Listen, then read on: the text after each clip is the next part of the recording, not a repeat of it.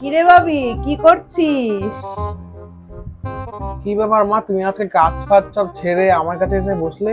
কেন, আমি তোর কাছে বসতে পারি না? একটু গল্প করতে পারি না? তারপরও কিন্তু তোমার গল্প মানে তো পড়াশোনা, তারপর তুমি চলে যাবে রেজাল্টে। ও, মা হয়ে একটুকু জিজ্ঞেস করতে পারবো না? তা বলছি কি, ও হ্যাঁ হ্যাঁ, বুঝেছি, আমার রেজাল্ট ওই 10th মে ধরে রাখো। 10th মে? তাহলে তো এসেই গেল ভাবি। বলছি, তোর বোর্ড পরীক্ষার পরে তো কোথাও ঘুরতে গেলাম না, আর রেজাল্ট চলে আসলো, তো চল কোথাও ঘুরে আসি বরং।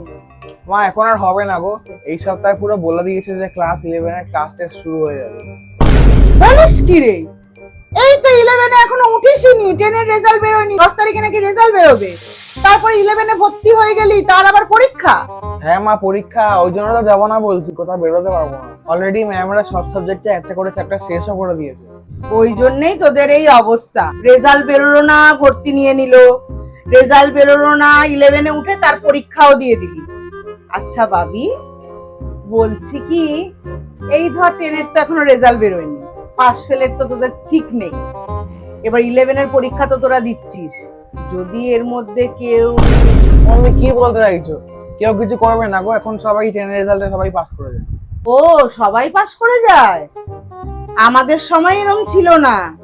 আমাদের সময় তো মাধ্যমিকের পরে 3 মাস ছুটি থাকতো। ওই 3 মাস বুকের ভেতর ধর ধর করতো। আগে রেজাল্ট বেরোবে, তারপরে স্কুলে ভর্তি। ওই রেজাল্টে যেরকম নম্বর আসবে, সেই নম্বর অনুযায়ী সায়েন্স, কমার্স, আর্টস। অত মামার বাড়ির আবদার ছিল না। রেজাল্ট না বেরোতেই নাকি 11-এ ভর্তি, তার আবার 11-এ পরীক্ষা। আর আমাদের সময় সবাই পাস করতো না, পাস করাটাও একটা ব্যাপার ছিল, আর তারপরে ফার্স্ট ডিভিশন পেলে তো খুবই ভালো ব্যাপার। বাবা, তোদের যে কি বুঝি না। কি বলতো মা, আমাদের অ্যাকচুয়ালি এত আইকিউ ভালো হয়ে গেছে, ওই সব স্টুডেন্টই পাস করে যাচ্ছে। তো ইন্টেলিজেন্ট আমরা, বুঝতে পারলে? খুব বেশি হলে কি হবে, যারা কমার্স করেছে তারা ভালো রেজাল্ট করে সায়েন্সে চলে আসবে, আর যারা সায়েন্স নিয়েছে, যেরকম আমি, হয়তো কমার্সে যেতে হতে পারে। হ্যাঁ, বলিস কি রে? ও মা, ওঠো মা। আমার ছেলে সায়েন্স, আমার ছেলে সায়েন্স।